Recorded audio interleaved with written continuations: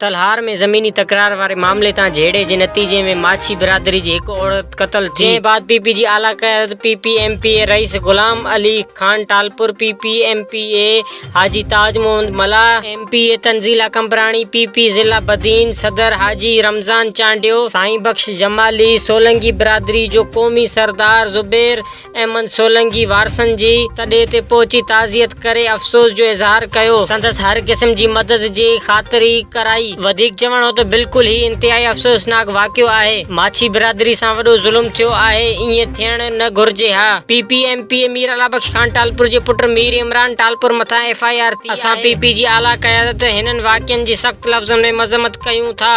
असांजी PP जी समूरी क़यादत वारसनि सां गॾु आहे। पाकिस्तान पीपल्स पार्टी मज़लूमनि जी पार्टी आहे। असीं कंहिं बि मज़लूम ते ज़ुल्म बर्दाश्त कोन कंदासीं। वाक़िए में मुलविस जवाबदारनि खे गिरफ़्तार करे सख़्त खां सख़्त सज़ा ॾिनी वञे ऐं वारसनि खे इंसाफ़ ॾिनो वञे।